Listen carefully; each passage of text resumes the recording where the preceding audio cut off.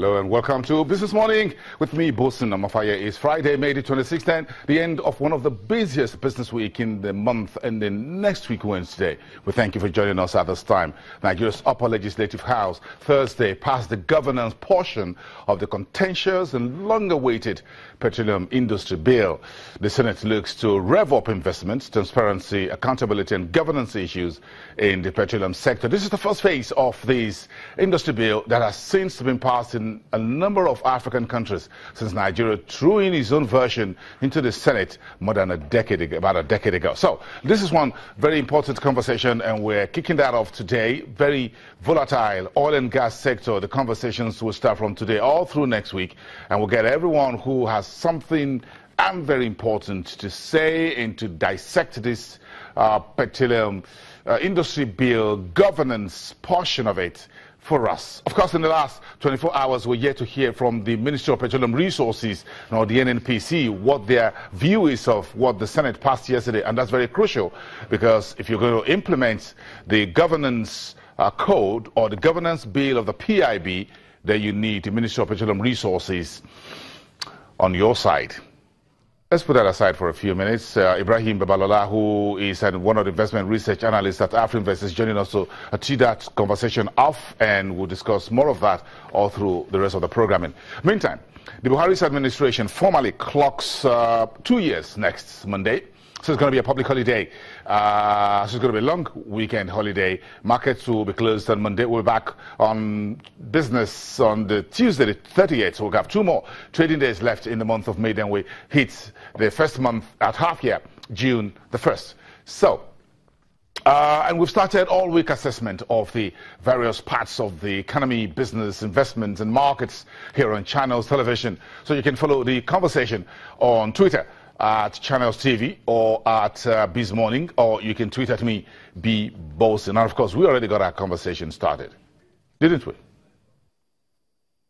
Okay. Now, the financial year 2016 was another difficult one for the Asset Management Corporation of Nigeria, known as AMCON, whose financials are due on the street today. However, the bad bank, quote-unquote, sees its credit losses improved by 69.8% to 19.7 billion naira, according to persons familiar with the agency's latest reports. AMCON's gross earnings is expected to come in at 74.87 billion naira. That's about 46.9% lower over the 2015 level. The last year was particularly difficult for AMCON with economic recession. Ahead of today's financial release, AMCON's executive director, Aminu Ismail, speaks briefly to Channel Television on the financial highlights. Objective never is to intervene in any business at all. Our objective is always to recover outstanding exposures, and it is only when it is absolutely necessary and essential, without any other alternative, we've run out of alternatives, that we have to intervene in a company. Now, in our decision to do what to do after we have intervened, social objectives and considerations tend to play extremely very high in our decision matrix, because whereas in a situation where we should just take over a company, liquidate it, and recover the financial, recover our monies in order to be able to pay off the eligible bank assets, we've had to even make additional investments in companies that we have intervened in, purely in order to achieve certain social objectives beyond just simply the recovery of the outstanding obligation. We've had interventions in aviation, in oil and gas, where we've had to consider A, the impact on industry and the economy, the larger economy as a whole, B, the potential job losses, which in itself is significantly impactful, particularly in a recession year or in a recession period. And so sometimes we've had to take those difficult decisions, even though it is at a higher financial cost. You're due to release your 2016 financials. What should we be looking at, not just in terms of numbers, but what those numbers actually speak to? What we've been able to see for our financial performance for 2016 is a significant improvement in efficiencies in a very, very difficult period, difficult recession year, where all economic indices have been tough. So most naturally our business, which on a normal day is a tough business in any case, is even tougher.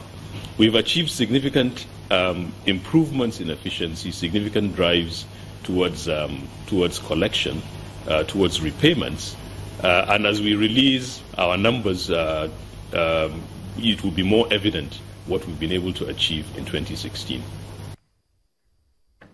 So very quickly, take a quick look at the summary of Thursday's market statistics. The stock market kept the green shoots rolling, another 0.64% on Thursday. That brings our year-to-date to the doorstep of 6%. The market cap finished higher by 62.6 billion.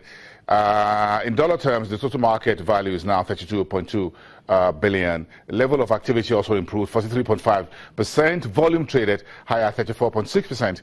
And in naira value, yesterday total transactions of 4.9 billion.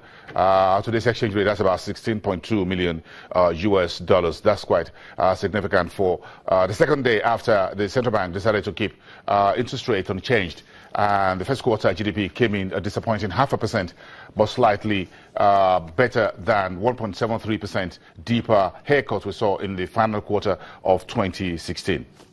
Okay, take away the stock market. Let's go to the unlisted securities market, where it was flat on Thursday. 580.55 was the unlisted securities USI index reading, and the market cap still sitting below the 400 billion naira.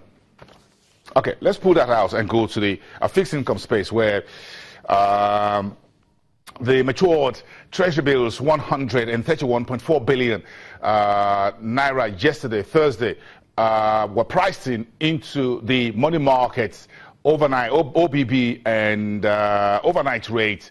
So if you look at the treasury bills markets, that's the secondary trading day, a very active 162.366 billion naira at the FMDQ OTC Securities Exchange. In terms of where the activities were really active, bills maturing June the 8th, 2017 at 90.7. That's 45.25 billion naira, 178 transactions. If you flip that to the bond market, secondary window, it's a little bit of lackluster in terms of total transactions, and you can see the numbers there really insignificant for Thursday. That's the fourth trading day of the week. Let's hang on the markets in there and move on to the spot markets. Of course, the naira gained 0.16%. The interbank spot market, however, at the investors and exporters window, the naira fell about 0.56% to 379.69 exchange rate. So that's the quick wrap of the market on Thursday.